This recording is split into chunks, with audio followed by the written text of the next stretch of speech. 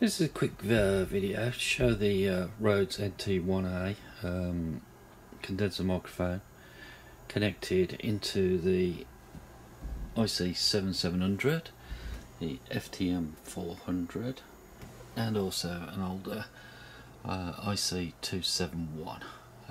That's dedicated 2 meter rig with a 2 meter dedicated linear amplifier, 300 watt. So that's why that one's there, it's all dedicated. And I just use a sharp SDR for its band scope basically for this. Unfortunately, I've got 2 meters at the moment, as you can see on there as well. There's nothing at all about it. Oh, there's a few little spikes just popped up there, but basically the setup that we've got is basically this. We've got the MIC2200, which is a valve preamp, which we're using for the gain for the microphone. Then we're driving that into the FBQ1502HD, which is 15 band graphic equalizer, 2 channel, same as the MC2220, that's 2 channel. Then we drive that into the MX822, which is a combiner mixer splitter, which gives me the facility to drive the output from the microphone into potentially 8 different radios, depending on whether I use the left or the right volume control. At the moment I'm just using the left, so that gives me potentially, at the moment on there, focusing on that, I'm using channel 1 for the 7700, channel 2 for the FTM400, and channel 3 for the IC-271.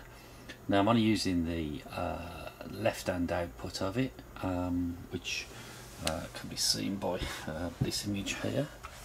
Just try and zoom in on this a little bit for you. Let's have a little bit more look in depth. So we've got the microphone feeding into input channel 1. We're only using channel 1, which is across here. We've had to set the phantom 48 volt supply on. Sorry, this is channel 1 over here, this is reversed. We've set the phantom channel to on. We've got the mic line on and the low cut on, and we're not using the equalizer settings over here at all. The output of that is then fed into the input of the graphic equalizer, and on there we've got the input output on, this is one here, and the low cut on, and then it's just a combination of, it's on this side though again because it's reversed to this, the back. It's just a combination of playing with these, then putting a bit of treble and tops and bottoms in. Then we feed the output of that, the FBQ1502HD into the MX822 combiner splitter mixer. So we're feeding the input into just the left hand channel. Well, all the relevant leads from the microphone feed to the input of the radio are done on channels 1, 2 and 3 currently on the left hand channel. The leads, you can buy these from TecchnoFix. I've left a part number there, one for the Yahtzee. I couldn't remember the part number for the in fact, to be honest, I think I bought the 4-pin version of this and made a modification lead for this one. I don't think they do a 3-pin lead, so I just converted the lead, and I made this lead up for this one. Basically it's this typical ICOM setup where there's a capacitor in the actual lead. Plenty of diagrams on the internet if you want to have a look at that. But the general setup works quite well. So basically via I've got the gain controls for each of the channels, and obviously I've just swung them round to the left hand because that's all I'm using on there.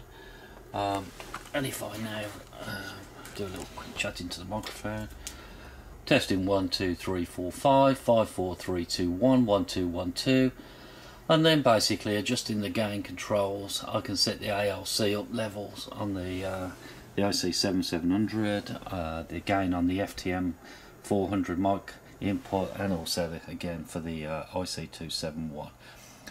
It all works quite nice, to be honest. I've had some good reports on the audio, and I do have the choice of playing with the controls on it, and I'm only using channel 1 on both the Ultragrain Pro and the Ultragraph Pro, and obviously I'm using the individual outputs the mixer. But the mixer works quite well because it gives me the option to plug in as many radios as I want, really. And as I say, the whole setup costs relatively quite cheap, really. I think I bought this second hand on eBay for £50. I bought this new from eBay. I got a special deal on at the time. It was about 70 quid. And I bought this for about £40, which is the MX822, again on eBay. So the whole setup, relatively quite cheap setup. I'm using a RØDE NT1-A with its cat cradle and the proper RØDE boom mic, which works quite nice. No noise, as you can hear from that. It's very, very quiet. It's very sensitive and it works very well. The PTT is controlled just by these push to talk buttons, which you can buy separately or make yourself. I've just labelled them with whichever radio it's driving, and the output lead, obviously one goes off to the mixer, the MX822, and the other is just the PTT, which is a standard jack plug, and that just plugs into there. You bring up the PTT and away you go for all the radios. But yeah, so the boom mic is the RØDE stem and microphone is very nice. It's very quiet. There's no squeaky noises coming from it. Once you set it and lock it, it's generally stuck in that position and works well. And the setup over there, as I say, is very cheap, very simple to set up. But it suits my needs. I have got an external speaker on the top, because on the output of the MX2, just there, you can actually plug a speaker into it and test, what you sound like through it. So yeah, it gives you lots of options, really. But the setup is generally quite nice. It all works very well for me. It's just remembering to turn the microphones on, which I tend to have a bad habit of not doing. So I'm talking, I haven't switched the power on to the Ultragrain Pro or the thing. So yeah, it's just a question of keeping an eye on that. But the ALC, everything was set up nicely on the IC-7700. That works well, so I can get the full 200 watts output without overdriving it. Everything seems to be working quite well, so I'm reasonably happy with the current setup that I've got.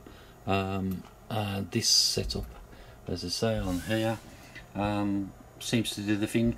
The only thing you will require is the XLR patch leads to get you in between in and out, but by good quality ones, no problem at all. The radio interconnection leads you can make yourself, or you can buy from TecchnoFix, but it all works really reasonably well. Can I say I've had some good reports. So if you're looking to do a basic setup that looks nice and pretty, and you want controllability, this could be an option for you and the way to go.